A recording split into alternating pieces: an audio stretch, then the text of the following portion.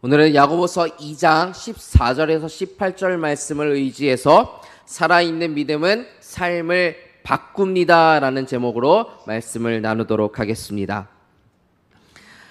사람의 마음은 눈에 보이지 않습니다. 오늘 설교는 시리즈 설교의 프롤로그입니다. 그렇기 때문에 여러분들이 잘 좀 특별히 주의 깊게 집중해서 들어주시면 되겠습니다. 그 첫 문을, 시리즈 설교 첫 문을 여는 설교니까. 사람의 마음은 눈에 보이지 않습니다. 누군가가 나를 사랑한다고 말해도 그 사람의 마음을 열어서 확인할 수가 없죠. 그래서 우리는 마음을 행동으로 확인합니다. 바쁜데도 나를 위해 시간을 내주는 모습으로, 아픈 내 곁에 다가와 그 곁을 지켜주는 모습으로, 또 내가 했던 말을 기억해주는 모습으로, 실수를 용서해주는 모습으로 그 마음을 확인합니다. 이 사람이 정말 나를 사랑하는구나. 사랑은 눈에 보이지 않지만 사랑이 만들어내는 행동은 보입니다. 그렇다면 믿음은 어떻겠습니까? 믿음은 어떨까요? 믿음도 똑같이 눈에 보이지 않습니다. 여기서 누가 진짜로 여러분 중에 하나님을 믿고 계신지 알 수가 없습니다. 여러분의 마음을 열어 확인할 수가 없기 때문이죠. 성경을 잘 들고 다니는 것만으로는 알 수 없습니다.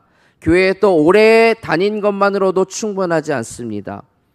또 기도를 유창하게 하는 것만으로도 판단되지 않습니다. 그렇다면 보이지 않는 그 믿음을 어떻게 보일 수 있을까요? 오늘 야고보는 아주 단순하면서도 우리에게 다소 불편한 질문을 우리에게 던집니다. 뭐냐면, 내 믿음을 내게 보여라 입니다. 믿음을 보여달라는 겁니다. 이것은 말로 설명하는 믿음이 아니라 삶으로 믿음을 보여달라는 겁니다. 휴대폰이 울립니다. 아는 분에게 온 메시지입니다. 사업이 어려워졌다고, 또 내 몸이 아프다고, 마음이 요즘 너무 힘들다고 텍스트가 왔습니다. 우리는 정성껏 답장을 보냅니다. 힘내세요. 기도할게요. 그리고 이모티콘, 하트 이모티콘 하나 딱. 그리고 대화창을 닫습니다. 그 순간 우리는 무엇을 했다고 느낍니다. 그런데 정말 뭔가 일어났습니까?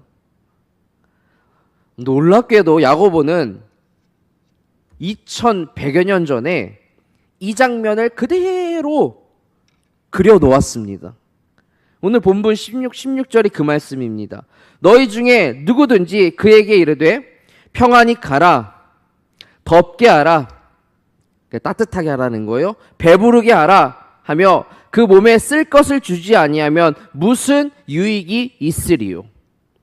헐벗고 굶주린 형제 앞에서 이렇게 사람들이 말하더라는 거예요. 따뜻하게 지내세요. 배부르게 드세요. 그리고 옷도 주지 않고 밥도 주지 않으면서 그러고 가버린다는 거예요. 말만 하고. 야고보는 지금 일부러 그런 우스꽝스러운 장면을 그리고 있는 겁니다. 얼마나 이게 말이 안 되는 건지를 보라는 겁니다. 그런데 이 우스꽝스러운 장면이 아까도 제가 잠깐 예를 들었지만 우리에게 왜 이렇게 낯익은 모습인지 낯설지가 않습니다. 내가 하나님을 믿는다는 사실이 내 삶에 어디에서 보이는가? 이 질문 앞에 서기 위해 우리는 오늘부터 이 시리즈 설교를 시작합니다. 12주 동안 진행이 될 것입니다. 시리즈 제목은 예배에서 시작된 믿음, 삶으로 이어지다. 우리는 앞으로 말, 시간, 물질, 또 관계, 고난, 시련, 이걸 다룰 거예요. 성경에서 말하는, 그리고 그 믿음이 가정에서 이는 어떻게 발현되어져야 하며, 일터에서는 어떻게 드러나야 하며, 또 교회 안에서는, 또 세상 안에서는 믿음이 어떤 모습으로 나타나야 하는지를 함께 배워보고 실천해 보려고 합니다. 그러나 이 시리즈는 조금 더 우리가 착하게 살아봅시다 라고 하는 생활 강좌가 아닙니다. 열심히 살고 행동해서 하나님께 인정받자, 이런 취지도 아닙니다. 이 시리즈 전체를 관통하는 핵심 질문은 바로 이겁니다. 예수 그리스도를 믿는 믿음이 우리의 평범한 하루를 어떻게 새롭게 할 것인가?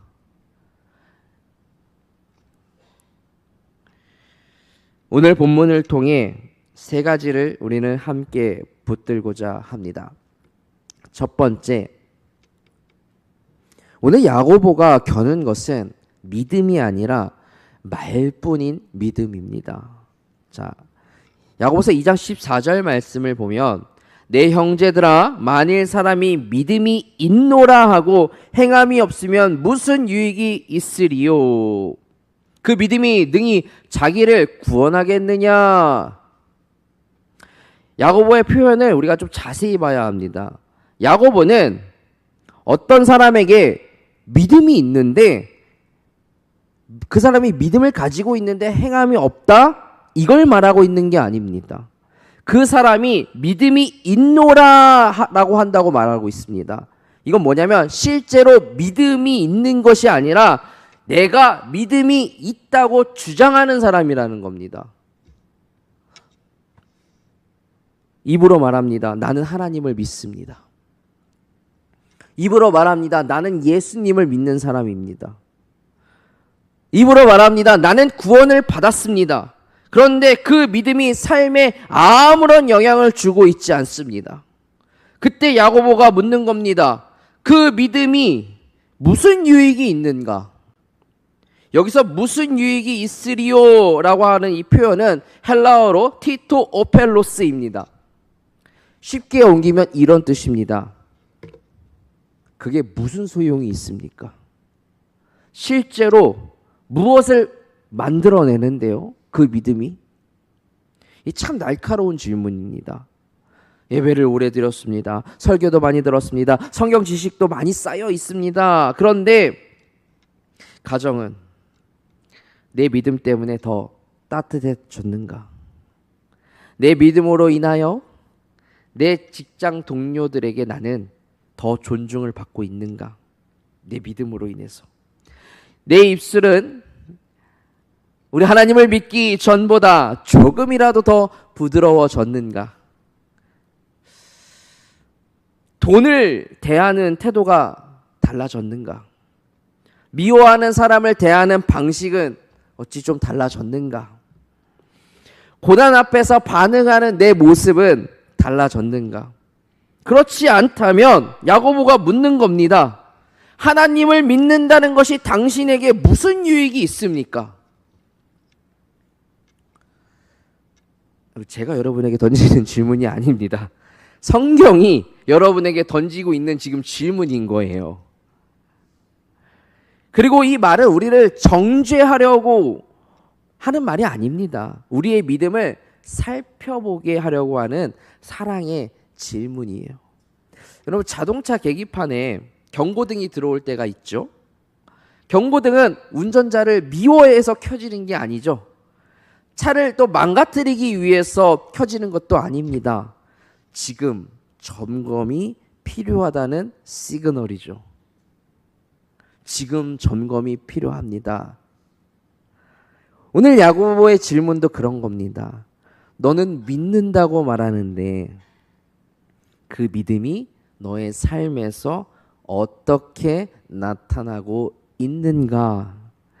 사랑하는 성도 여러분, 우리는 여기서 한 가지를 분명히 기억해야 할 것이 있습니다. 야고보는 믿음에 우리의 어떤 행위를 보태야 구원이 완성이 된다라고 말하는 것이 아닙니다. 또 믿음이 절반이고 행위가 절반이어서 이 둘이 잘 합쳐져야 구원을 얻을 거야, 이걸 이야기하는 게 아닙니다. 성경은 분명히 가르칩니다. 우리는 우리의 행위가 아니라 어떤 착한 행실 때문이 아니라 오직 예수 그리스도를 믿음으로 의롭다 하심을 받습니다. 에베소서 2장 8절 9절 말씀, 너희는 그 은혜에 의하여 믿음으로 말미암아 구원을 받았으니 이것은 너희에게서 난 것이 아니요 하나님의 선물이라. 행위에서 난 것이 아니니 이는 누구든지 자랑하지 못하게 함이라. 구원은 전적인 하나님의 선물입니다. 구원은 그리스도의 십자가로 충분합니다. 우리의 어떤 선행으로 십자가의 부족한 부분을 채우는 게 아닙니다. 그런데 에베소서 2장 9절은 2장 8절 9절 여기서 끝나지 않아요. 에베소서 기자는 10절에서 그 다음 구절에서 10절에서 이렇게 이야기합니다. 우리는 그가 만드신 바라 그리스도 예수 안에서 선한 일을 위하여 지으심을 받은 자니. 선한 일을 해서 구원받는 것이 아니라 구원받은 사람이 선한 일을 위해 새롭게 다시 지음받은 것이다. 새롭게 거듭난 것이다. 태어난 것이다. 라고 이야기해 주는 겁니다. 이 순서가 중요한 거예요. 행함은 구원의 뿌리가 아니라 행함은 구원의 열매입니다. 사과가 달려서 저게 사과나무가 된 게 아니죠. 사과나무이기 때문에 사과가 열린 겁니다. 마찬가지입니다. 선한 행위가 우리를 하나님의 자녀로 만드는 게 아닙니다. 우리가 하나님의 자녀가 되었기 때문에 새로운 삶의 열매가 우리 가운데 맺어지는 겁니다. 그러므로 오늘 본문의 핵심은 이겁니다. 행함은 믿음을 만들어내지 않지만 살아있는 믿음은 반드시 삶의 열매를 만들어냅니다. 두 번째, 살아있는 믿음은 사람의 어떤 필요 앞에서 움직입니다. 왜? 살아있기 때문에. 야고보가 오늘 이렇게 강하게 말하는 이유가 있습니다. 17절 말씀을 보면 이와 같이 행함이 없는 믿음은 그 자체가 죽은 것이라. 여기서 죽은이라고 하는 단어는 헬라어로 네크로입니다. 네크라. 시체를 가리킬 때 쓰이는 말입니다. 시체. 야고보는 뒤에서 이 그림을 더 선명하게 그립니다. 영혼 없는 몸이 죽은 것 같이 행함이 없는 믿음은 죽은 것이니라. 영혼이 떠난 몸을 우리는 시신이라고 부릅니다. 겉모습은 그대로인데 생명이 없습니다. 좀비. 그렇죠? 좀비가 그런 거예요. 오늘날 그런 모습들이 좀비가 괜히 나타난 게 아닙니다. 좀비는 이미 신학계에서 연구가 한 오래전부터 시작이 되었었습니다. 겉모습은 멀쩡한 것 같은데 그 안에 생명이 없는 거예요. 거꾸로도 한번 생각해 보십시오. 몸을 입지 않은 믿음도 마찬가지입니다. 교리는 완벽해요. 또 고백도 뜨거운데 이 아무 데서도 만질 수 없고 아무에게도 보이지 않는 이 믿음. 야고보는 그것을 지금 시신이라고 말하는 겁니다. 비유를 하나 들어보겠습니다. 여기 세상에서 가장 아름다운 악보가 하나 있다고 합시다. 베토벤이 직접 체보한 악보입니다. 그린 악보예요. 제가 그 악보를 소유하고 있고 액자에 넣어서 벽에 잘 걸어두고 매주 제가 그 앞에서 이 곡은 정말 위대합니다. 그리고 감탄을 합니다. 이거 정말 위대한 곡이야. 이게 베토벤이 직접 그리고 베토벤이 쓴 곡이기 때문에. 그런데 아무도 그 곡을 연주하지 않는다면 그 집에 음악이 있습니까? 없습니까? 악보는 연주될 때 음악이 됩니다. 말씀은 우리가 삶에서 살아낼 때 능력이 나타나는 겁니다. 그때 움직일 수 있는 겁니다. 믿음이 그런 거예요. 믿음은 내가 아무리 가지고 있다 할지라도 그것이 삶으로 살아낼 때 생명이 되는 거예요. 우리가 진리를 소유하고 있는 것과 그 진리가 우리 삶에서 들리는 것은 다른 일입니다. 야고보는 매우 구체적인 예를 오늘 들고 있습니다.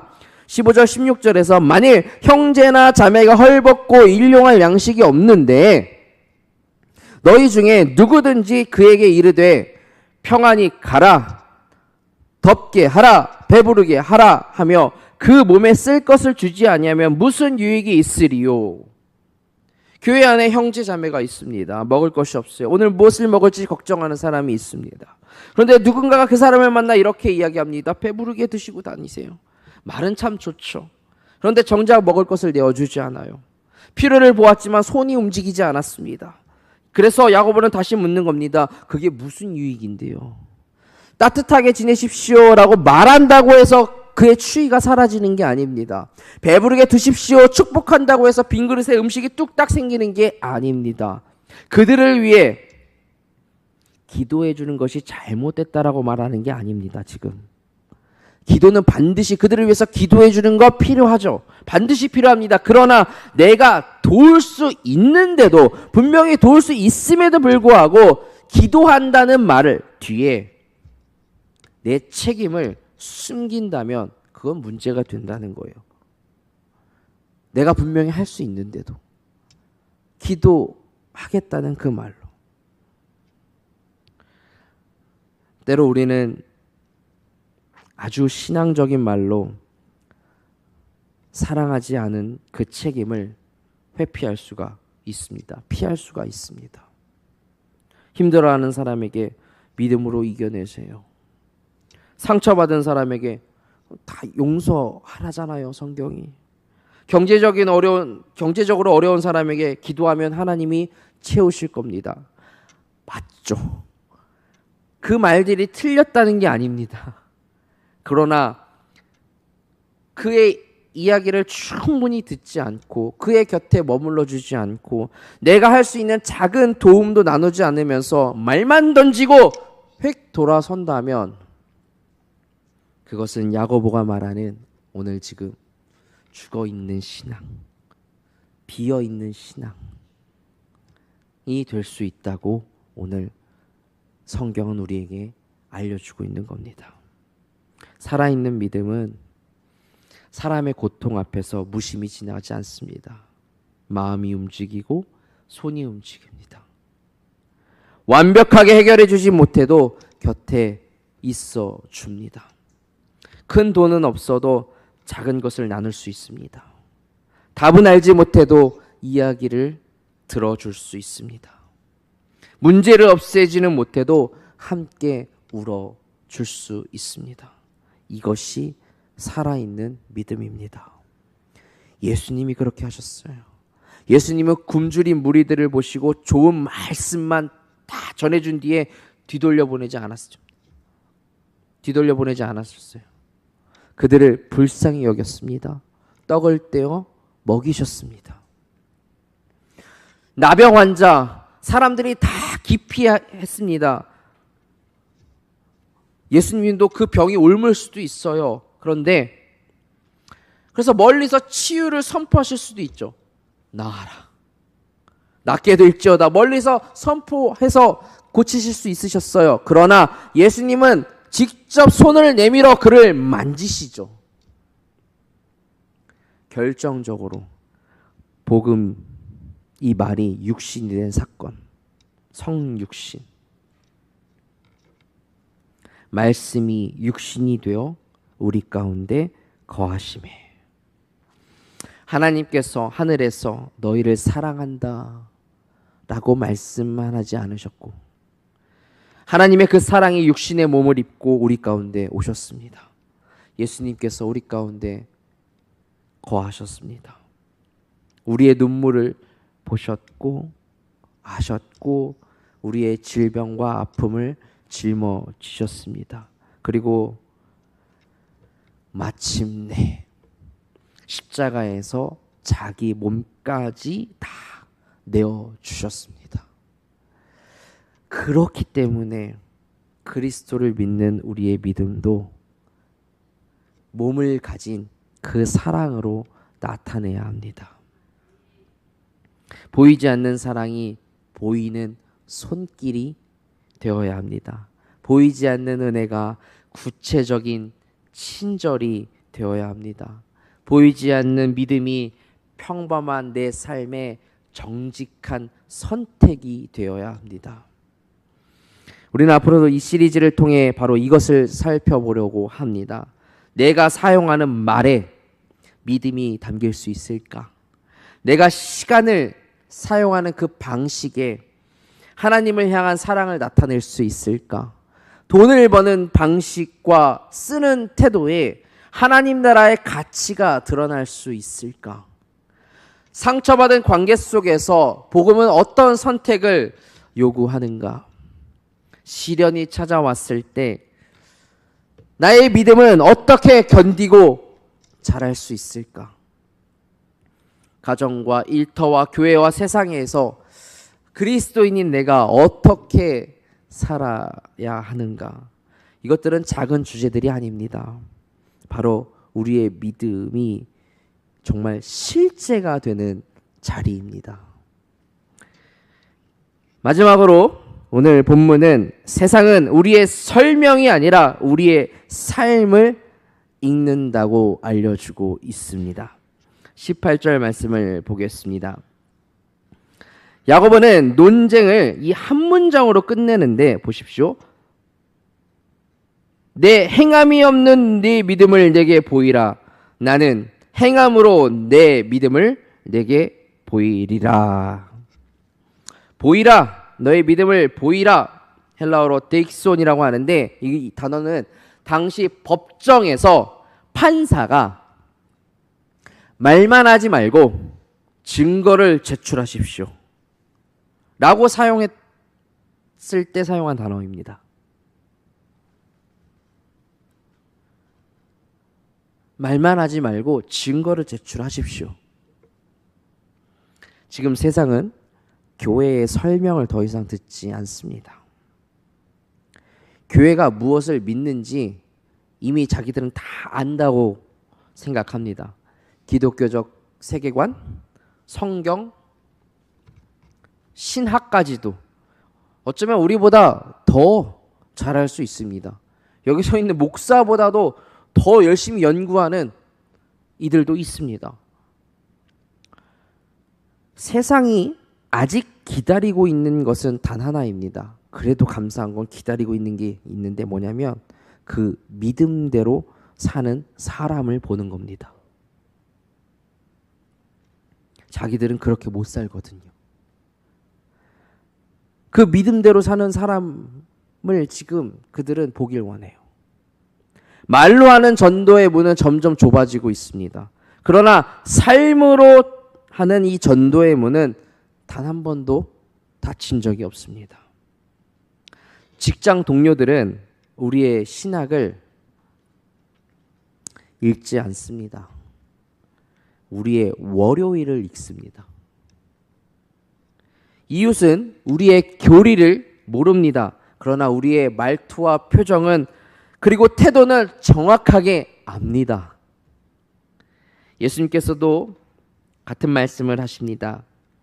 이같이 너의 빛이 사람 앞에 비치게 하여 그들로 너의 착한 행실을 보고 하늘에 계신 너희 아버지께 영광을 돌리게 하라. 사람들이 우리의 행실을 보고 하나님께 영광을 돌려라 라는 것입니다. 그래서 이번 하반기 시리즈 두 걸음으로 되어져 있습니다. 먼저 실천적 지혜편입니다. 믿음이 삶의 습관이 되는 훈련인데요. 첫 번째, 슬라이드로만 보여줄 수 있으세요, 선생님? 네. 입술을 다스리는 믿음. 두 번째, 하루를 하나님께 드리는 믿음, 시간. 세 번째, 소유의 주인을 인정하는 믿음, 물질에 관해서 다룰 겁니다. 그리고 네 번째, 상처를 복음으로 다루는 믿음. 나는 관계를 어떻게 성경적으로, 성경이 말하는 관계를 어떻게 맺어나가야 할까? 또 시련 속에서 자라는 믿음, 고난이 다가왔을 때 이 고난을 어떻게 대처해야 하는지, 실천적 지혜편이고, 파트 두 번째는 삶의 현장편입니다. 그 믿음이 드러나는 자리, 믿음이 삶의 자리에서 드러나다. 가정에서 믿음의 방향을 세우는 것. 그리고 일터에서는 어떻게 그리스도인으로서 살아갈 수 있을까?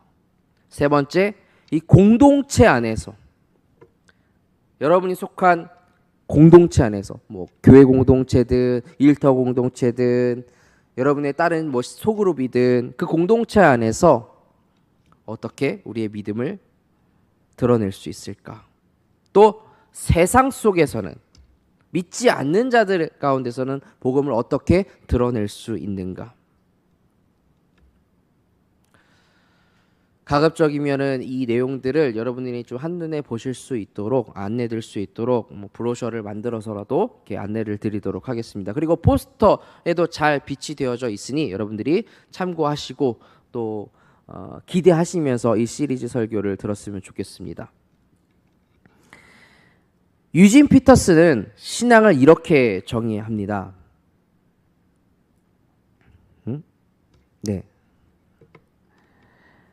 같은 방향으로 걷는 오랜 순종. 유진 피터스는 목사님은 어떤 분이냐면 목회자들의 목회자라고 불리시는 분입니다.